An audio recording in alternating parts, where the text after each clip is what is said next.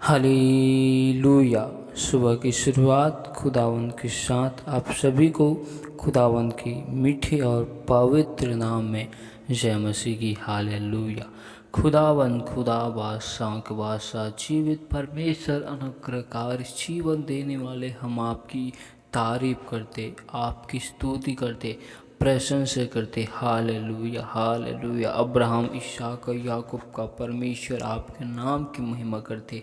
Hallelujah. परमेश्वर पिता, हम आपकी हुजूरी, आपकी निकट, आपकी उपस्थिति में आते हैं। परमेश्वर, हम अपने आप को आपके हाथ में सौंपते और आपका धन्यवाद करते मेरे प्यार प्रभु जी कि आपने हमें जीवितों के मध्य में जीवित रखा, भला चंगा संभाल कर रखा। हर एक खतरों से, विपत्तियों से आपने हमें बचा कर रखा। धन्यवाद करते प्रभु जी, आपने हमें हर एक महामारियों के जाल से, बहलियों के जाल से आपने हमें बचा कर रखा। प्रभु जी, इसके लिए हम धन्यवाद करते। परमेश्वर, हम आपके नाम की महिमा करते, आपकी स्तुति करते। Hallelujah hallelujah. पवित्र पवित्र पवित्र अनुग्रहकारी जीवन देने वाले सर्वशक्तिमान परमेश्वर, आपके नाम की महिमा करते, आपकी हम तारीफ करते। Hallelujah hallelujah. Thank you Jesus. परमेश्वर, इस वक्त हम अपने आप को आपके हाथों में सौंपते। हमसे देखने, सुनने, बोलने के द्वारा जो गुनाह हुए, पाप हुए, अपराध हुए प्रभु, जिन सारे गुनाहों को, पापों को, अपराधों को हम आपके सामने रखते मेरे प्यारे प्रभु जी। हम पर अनुग्रह कर, हमें हर एक पापों से आजाद कर, हमें अपने लहू से धोकर शुद्ध और पवित्र कर, क्योंकि तेरी जैसा कोई परमेश्वर है नहीं जो हमको शुद्ध और पवित्र कर सके। हालेलुया। हम आपके नाम की स्तुति करते, प्रशंसा करते। Thank you Jesus. पवित्र पवित्र पवित्र परमेश्वर खुदा, हम आपके जीवते वचन और कलाम की ओर जाते हैं मेरे प्यारे प्रभु जी। आप अपने वचनों के द्वारा हमसे होकर बोल और बातचीत कर अपने भेद भरी गुप्त बातों को हमें बता मेरे प्यारे प्रभु जी। दया कर, अनुग्रह कर परमेश्वर। हम सारी महिमा आपको देते हुए इस दुआ को परमेश्वर यीशु मसीह के नाम से मांगते, आमेन। हालेलुया। तो आइए हम परमेश्वर के जीवते वचन की ओर जाते, तो आप हमारे साथ दूसरा इतिहास की किताब 13 अध्याय की 12 आयत को निकाल सकते, जिसमें लिखा है, हे इजराइलियों, अपने पूर्वजों की परमेश्वर यहोवा से मत लड़ो, क्योंकि तुम सफल न होंगे। हालेलुया। परमेश्वर क्यों कहता है अपने लोगों की, हालेलुया, कि इजराइलियों के खुदावन, अपने पूर्वजों के परमेश्वर से तुम लड़ाई मत करो। हालेलुया। परमेश्वर क्यों इजराइलियों को कहता है, तो आइए हम इसके लिए परमेश्वर के जीवते वचनों की ओर जाते हैं। तो आप हमारे साथ पहला राजा की किताब 11 अध्याय की, हालेलुया, 3 आयत को निकाल सकते हैं, जिसमें हम देखते हैं सुलेमान राजा का, उसके राज्य का पतन होना, उसके राज्य का समाप्ति की ओर देखते हैं। हालेलुया। हम सभी लोग सुलेमान के विषय में भली भांति जानते हैं कि वह कैसा राजा है। और जब हम पहला राजा के 11 अध्याय के 3 आयत में देखते हैं, जिसमें लिखा है, उसके 700 रानियां और 300 रखैलियां हो गई, और उसकी इन स्त्रियों ने उसका मन बहका दिया। अतः जब सुलेमान बूढ़ा हुआ, तब उसकी स्त्रियों ने उसका मन पराए देवताओं की ओर बहका दिया, और उसका मन अपने पिता दाऊद के समान अपने परमेश्वर यहोवा पर पूरी रीति से लगा न रहा। Hallelujah, hallelujah. परमेश्वर के विरुद्ध में सुलेमान राजा कार्य करता है। हालेलुया। क्योंकि परमेश्वर ने अब्राहम और इसहाक को परमेश्वर ने कहा था, हालेलुया, कि विजातीय स्त्रियों से विवाह न करना और न उसके मध्य में जाना। लेकिन हम यहाँ पर देखते हैं कि राजा सुलेमान वह कार्य को करता है जिसके विषय में परमेश्वर ने पहले से चेतावनी, आज्ञा, आदेश को दिया है। हालेलुया। परमेश्वर के विरुद्ध में जब सुलेमान राजा कार्य करता है, हालेलुया, तो राजा सुलेमान का मन परमेश्वर से बहक जाता है। Hallelujah, hallelujah. जिसने परमेश्वर से ज्ञान, बुद्धि और समझ को मांगा, उसका मन, हृदय, हालेलुया, परमेश्वर से बहक गया। संसार की लालसाओं पर कार्य को करना। सुलेमान राजा का मन परमेश्वर से बहक कर संसार की देवी देवताओं के लिए कार्य करने वाला उसका हृदय हो गया। Hallelujah, hallelujah. उसका मन इसीलिए बह गया कि परमेश्वर ने जो आज्ञा दी थी, जिस कार्य को करने के लिए नहीं कहा गया था, उसी कार्य को उसने किया। इसी वजह से उनकी रानियों ने उनके मनों को, हृदयों को बदल दिया। Hallelujah, hallelujah. और हम आगे देखते हैं कि सुलेमान राजा के जीवन में शत्रु का आना। हालेलुया। जब सुलेमान राजा ने ये सब कार्य को किया तो परमेश्वर का वचन कहता है कि पहला राजा की किताब 11 अध्याय के 11 आयत में, इसलिए यहोवा ने सुलेमान से कहा, तुझसे जो ऐसा काम हुआ है और मेरी बंधाई हुई वाचा और दी हुई विधि तूने पूरी नहीं की, इस कारण मैं राज्य को निश्चय तुझसे छीनकर तेरे एक कर्मचारी को दूंगा। Hallelujah, hallelujah. कार्य करने की वजह से राजा सुलेमान के जीवन में हम परिणाम को देखते हैं दंड के रूप में। हालेलुया। उसके राज्य को छीनना, और दूसरी बात एक कर्मचारी को देना। Hallelujah, hallelujah. परमेश्वर ने उसके राज्य को छीनकर एदोमी हदत, जो एसाव का वंश है, हालेलुया, जो एदोमी का राजवंश, हालेलुया, राजवंश था, उसे परमेश्वर ने सुलेमान का शत्रु बना दिया। हालेलुया।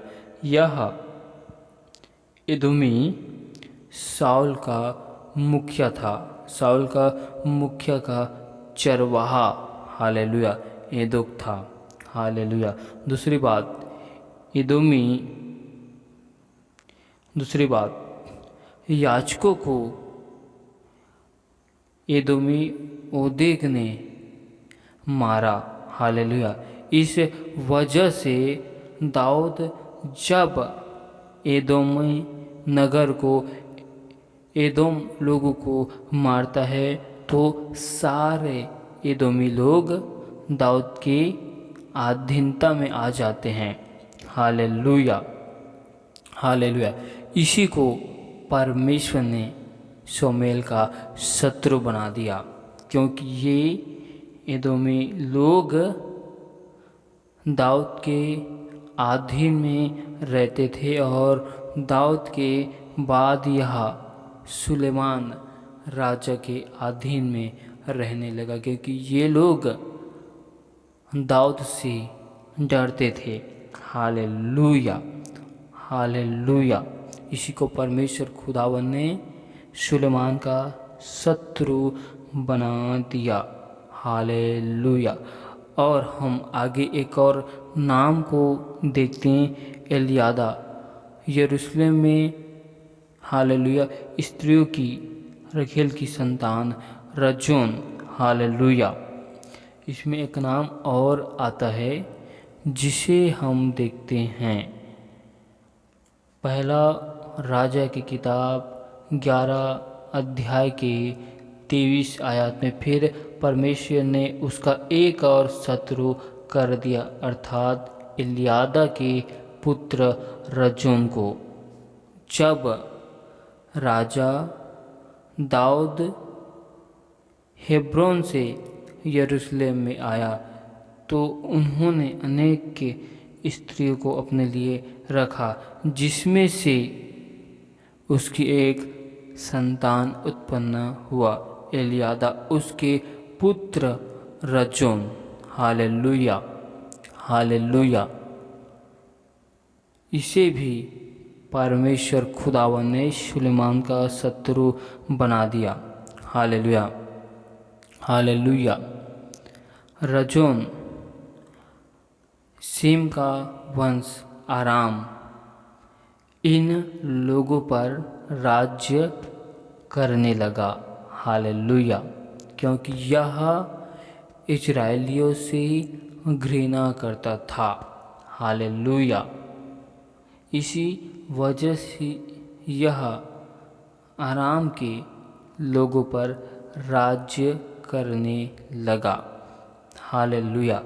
और जब हम आगे देखते हैं कि हालेलुया नबात का पुत्र यारोबाम, हालेलुया 26 आयत में, फिर नबात और सरुआह नामक एक विधवा का पुत्र यारोबाम नामक एक अप्रेमी सरेदावासी जो सुलेमान का कर्मचारी था, उसने भी राजा के विरुद्ध सिर उठाया। हालेलुया। और परमेश्वर खुदावन ने सुलेमान को इस कर्मचारी का शत्रु बना दिया। हालेलुया। यह सुलेमान राजा का कर्मचारी था। हालेलुया। जब इन्होंने देखा कि दाऊद की बनाए गए कार्य के विरुद्ध में सुलेमान काम कर रहा है, तो यह सुलेमान के विरुद्ध में खड़ा हो जाता है। हालेलुया। और सुलेमान और यह सुलेमान से डरता था। हालेलुया। इस वजह से यह मिस्र भाग गया। हालेलुया। सुलेमान राज्य के डर की वजह से। हालेलुया। और जब सुलेमान राज्य की मृत्यु हो गई और उसके स्थान पर रहब्याम राज्य करने के लिए आया, तब इसका समाचार यारोबाम को मिला। Hallelujah, hallelujah.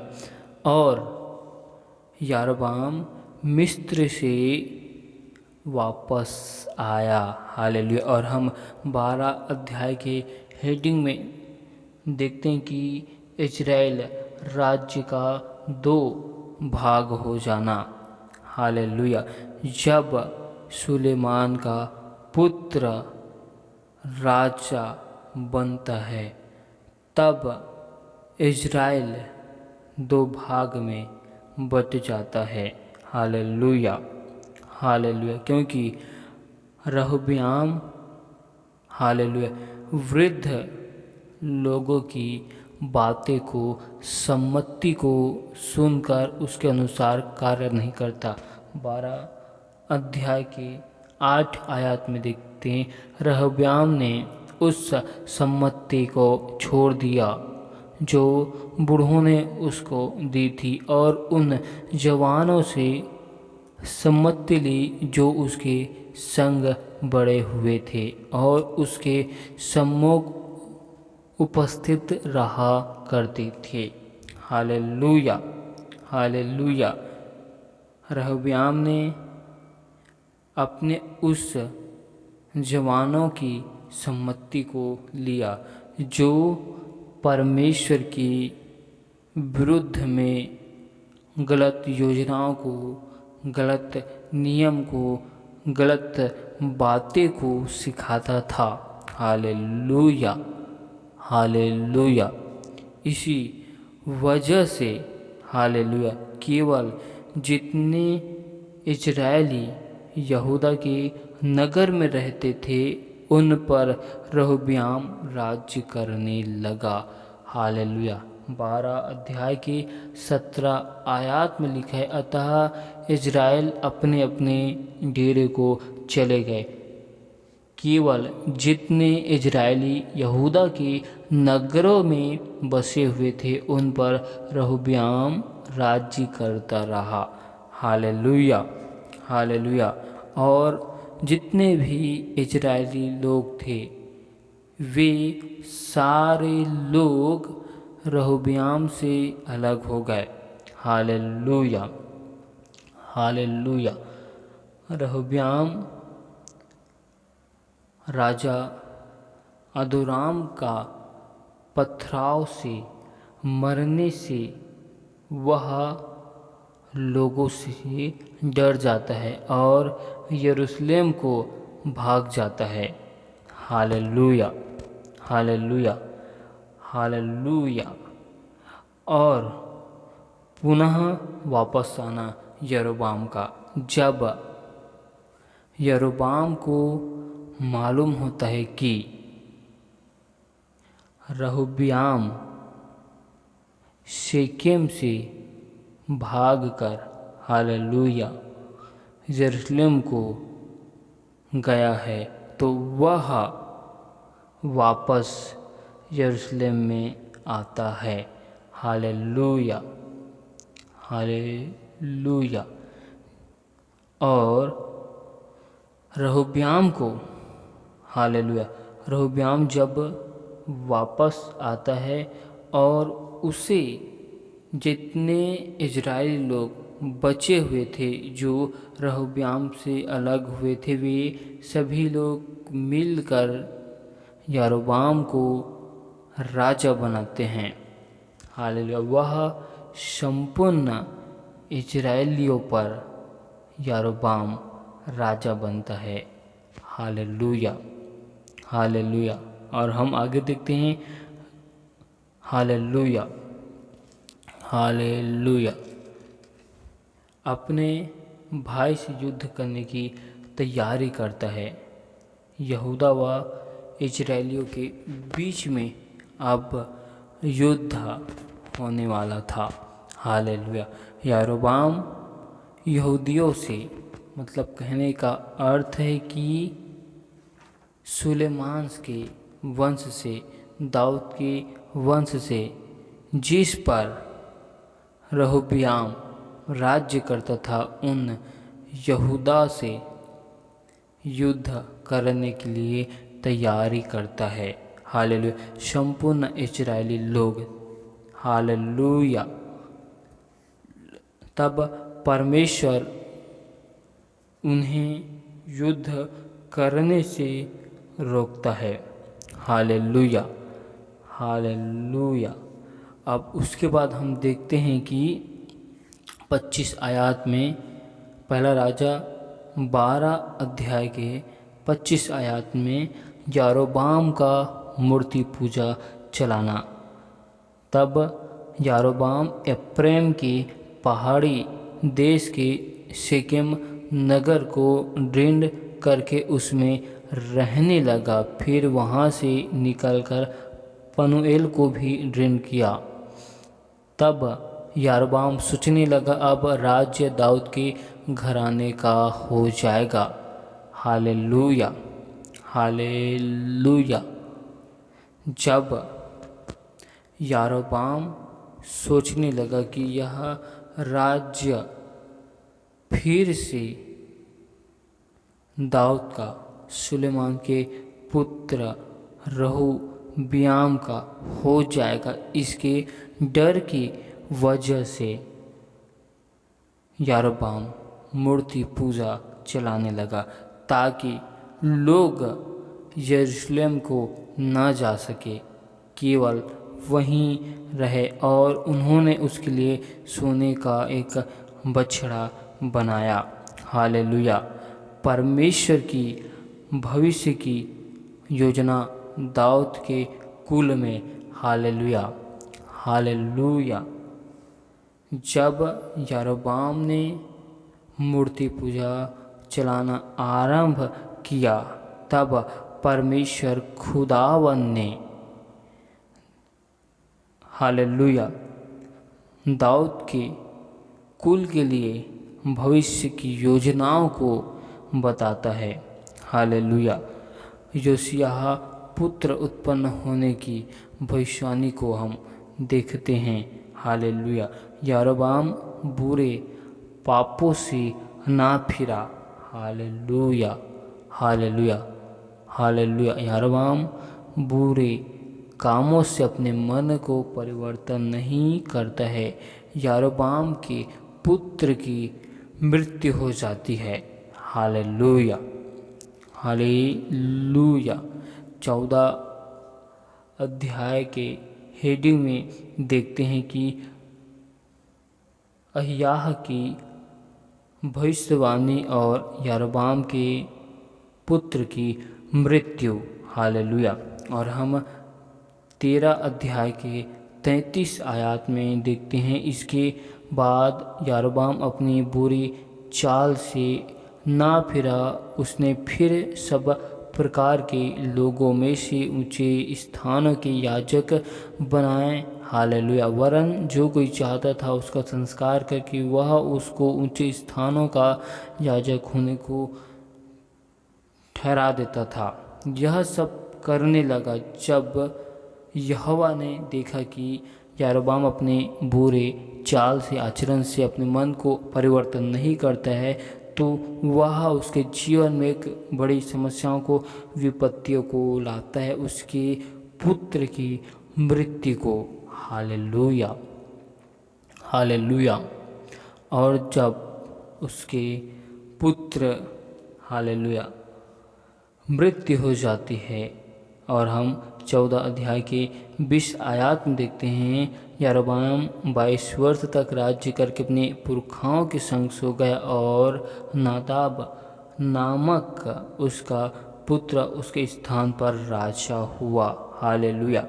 और हम आगे देखते हैं कि, हालेलुया, रहोबियाम व यारोबाम में लड़ाई जीवन भर होती रही। हालेलुया। यहूदा और इजराइलियों में। हालेलुया। ऐसे दाऊद के वंश में इजराइल और यहूदा के बीच में लड़ाइयों की शुरुआत हो गई। हालेलुया। और सुलेमान के जो पुत्र रहोबियाम थे, उसके राजा बनने तक अपने जीवन में वह लड़ाई को लड़ता रहा, और उसके और पुत्र संतानें हुई। हालेलुया। जो इजराइलियों से अपने जीवन में जीवन भर इजराइलियों के साथ लड़ाई करता रहा। हालेलुया। क्योंकि सुलेमान के जो वंश थे, उसमें कोई भी मनुष्य, कोई भी जो भी राजा बनता था यहूदा में, वह परमेश्वर के दिखाए गए मार्ग में नहीं चलता था। हालेलुया। वह परमेश्वर की आज्ञाओं को, विधि को छोड़ देता था। Hallelujah, hallelujah. तब परमेश्वर इजराइलियों के राजा के लिए सुलेमान के वंश के शत्रुओं को खड़ा करता था।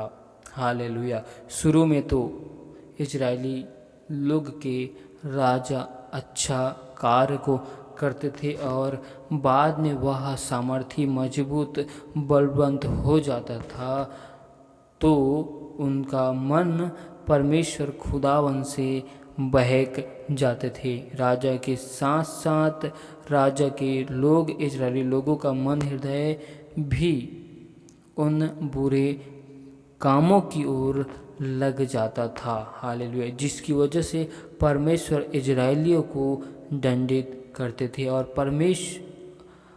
परमेश्वर उसको दंड देते थे। और इजरायली लोग परमेश्वर को जब जब समस्या विपत्ति मुसीबतों में होते थे खुदावन को दुहाई देते थे। परमेश्वर उनके लिए योजनाओं को तैयार करता। फिर वे लोग पाप में अपराधों में गिर जाते थे और परमेश्वर खुदावन ने दाऊद से जो वाचा बांधी थी कि उनके वंश में एक राजा को स्थापित करेगा और वह सदा के लिए राज्य करेगा, जिसकी वजह से परमेश्वर ने दाऊद के वंश में जितने भी राजा हुए उसमें से परमेश्वर खुदावन ने एक को बचा कर रखा। हालेलुया। उस वाचा के लिए हालेलुया। परमेश्वर दाऊद के वंश को अवसर पर अवसर देता रहा, लेकिन दाऊद के वंश के लोग नहीं समझते थे। हालेलुया। इसी वजह से यहूदा और इजरायलियों के बीच में लगातार जीवन भर लड़ाई होता रहा। हालेलुया। और इन लड़ाइयों में केवल एक दूसरे की हानि ही होती रही। हालेलुया। इसलिए हम दूसरा इतिहास की किताब 13 अध्याय के 12 आयत में देखते जिसमें परमेश्वर का वचन कहते हैं, इजरायलियों अपने पूर्वजों के परमेश्वर यहोवा से मत लड़ो क्योंकि तुम सफल न होगे। हालेलुया। हालेलुया। यारोबाम के साथ लड़ाइयाँ हालेलुया सुलेमान के पूरे पुत्रों के वंशों के साथ में यारोबाम के वंश के साथ लड़ाइयाँ उनके जीवन भर होती रही। और यही एक वजह है कि इजरायलियों का दो भाग हो जाना। हालेलुया। सुलेमान का जब राज्य दो भागों में बटा, वह सुलेमान अपने जीवन में परमेश्वर की विरुद्ध में कार्य को करता है और परमेश्वर उसे दंडित करने के लिए उनके राज्य को दो भागों में बांट देता है। हम इस आयत में इस कलाम में यह सीखते हैं कि आज विश्वासियों कलीसियाओं में भी ऐसी ही लड़ाइयाँ उत्पन्न होती रहती है। पहली बात, जब मार्ग से लोग भटक जाते हैं या मार्ग से निरंतर भटकते रहते हैं। दूसरी बात, जीवन में धोखा खाते रहते हैं। तीसरी बात, जीवन भर समस्याओं में रहते हैं। चौथी बात, पाप में निरंतर डूबे हुए रहते हैं। हालेलुया। परमेश्वर पर भरोसा नहीं रखते, परमेश्वर से भरोसा विश्वास टूट जाता है। हालेलुया। हालेलुया। छठी बात, लक्ष्य की ओर सफल ना होना, क्योंकि परमेश्वर का वचन कहता है निशानी की ओर मैं दौड़ा चला जाता हूँ ताकि वह इनाम को मैं पाऊँ जिसके लिए परमेश्वर ने मुझे मसीह में बुलाया है। उस उद्देश्य लक्ष्य में सफल ना होना। हालेलुया। महिमा का जीवन नहीं मिलना। जब यहूदा और इजरायलियों में हम देखते हैं कि उनके बीच में निरंतर लड़ाइयाँ होती ही रही। तो उनके जीवन में ये सारी बातें नहीं हैं जिनकी वजह से लड़ाई होती रही। जब कोई मनुष्य मार्ग से भटक जाता है तब उसे उसका परिणाम भी मिलता है, वह अपने जीवन में धोखा खाता है। हालेलुया। जब वो धोखा खाएगा तो उनके जीवन में समस्या आएगा उसको सिखाने के लिए। हालेलुया। लेकिन वह अपने जीवन में पाप से, अपराधों से मन को नहीं फिराते, क्योंकि उनका मन, हृदय परमेश्वर से दूर हो जाता है। इसी वजह से वह अपने जीवन के उन उद्देश्य को, लक्ष्य को भूल जाते हैं और परमेश्वर की महिमा को अपने जीवन में नहीं देखते। आज विश्वासियों के जीवन में, हालेलुया, मनमुटाव, निंदा करना, एक दूसरे विश्वासियों से घृणा करना, मन में अपराध करना, पाप करना, हालेलुया, ये सब बातें परमेश्वर से दूर करती है, क्योंकि ये सब लोग कलीसियाओं के अंदर में, हालेलुया, अपने ही विश्वासी भाई बहनों से लड़ाइयाँ लड़ते हैं। हालेलुया। और वह विश्वासियों से नहीं परंतु परमेश्वर खुदावन से लड़ाई करता है। इसलिए कहता है, हे इजरायलियों, अपने पूर्वजों की परमेश्वर यहोवा से मत लड़ो, क्योंकि तुम सफल नहीं होगे। इसीलिए कलीसियाओं के अंदर में बहुत से ऐसे भाई बहन हैं जो अपने जीवन में सफलता को नहीं देखते। हालेलुया। जब हम राजाओं की किताब में देखते हैं कि उनके जीवन में शारीरिक युद्ध होता था, लेकिन आज कलीसियाओं में, आज विश्वासियों के जीवन में आत्मिक युद्ध होता है। हालेलुया। और यह आत्मिक युद्ध जैसे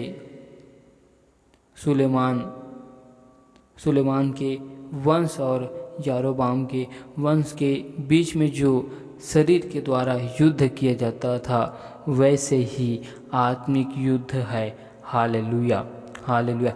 पहले शारीरिक युद्ध होता था, पर अब आत्मिक युद्ध होता है। हालेलुया। इसलिए परमेश्वर हमें कहता है कि हे विश्वासियों, आपस में परमेश्वर से लड़ाई मत करो, क्योंकि लक्ष्य में सफल ना होंगे। हालेलुया। आज हमें समझना है, आज हमें सीखना है। हालेलुया। हमें इन घटनाओं से यह सीख मिलता है कि परमेश्वर का राज्य दो भाग हो गया, और दो भाग हो गए तो उन लोगों के लिए परमेश्वर भी दो भागों में बट गया। हालेलुया। हालेलुया। वे अपने भाइयों से, अपने लोगों के बीच में लड़ते थे। हालेलुया। उन्होंने सोचा भी नहीं कि हम अपने ही लोग आपस में लड़ रहे हैं। हालेलुया। और हम अपने ही लोग एक दूसरे की हानि में लगे हुए हैं। हालेलुया। आज ठीक वैसे कलीसिया में विश्वासियों के बीच में हो रहा है, जिसकी वजह से लोग आज अपने जीवन में संपन्नता को नहीं देखते। हालेलुया। परमेश्वर इन वचनों के द्वारा बहुतायत की आशीष दे। आमीन। हालेलुया। खुदावन, खुदा बादशाहों के बादशाह, जीवित परमेश्वर, हम आपकी तारीफ करते हैं, आपका धन्यवाद करते हैं आपके इस जीवित वचन के लिए, जीवित कलाम के लिए। परमेश्वर खुदा आपके नाम की महिमा कर दे। खुदावन, ये वचन हर एक भाई बहनों के जीवन में खुदावन गहराई के साथ बैठने पाए। प्रभु जी, इन वचन के द्वारा हर एक भाई बहनों को बहुतायत की आशीष को देना। हालेलुया। अपने अपरंपार की आशीष से भर देना। परमेश्वर दया कर, अनुग्रह कर। तू मेरे महान खुदा जीवित परमेश्वर है। प्रभु जी, हम आपकी तारीफ करते। प्रभु जी, जो हर एक भाई बहनों के बीच में मनमुटाव खुदावन है, वो सारे यीशु के नाम से दूर किए जाए। सभी लोग, सभी कलीसियाओं के लोग, सभी विश्वासी भाई बहने एक मन एक चित होकर आपके नाम की महिमा, आपकी सेवा करने वाले बन जाए। परमेश्वर खुदा दया कर, अनुग्रह कर। हम आपकी तारीफ करते हुए इस दुआ को परमेश्वर यीशु मसीह के नाम से मांगते हैं, आमीन।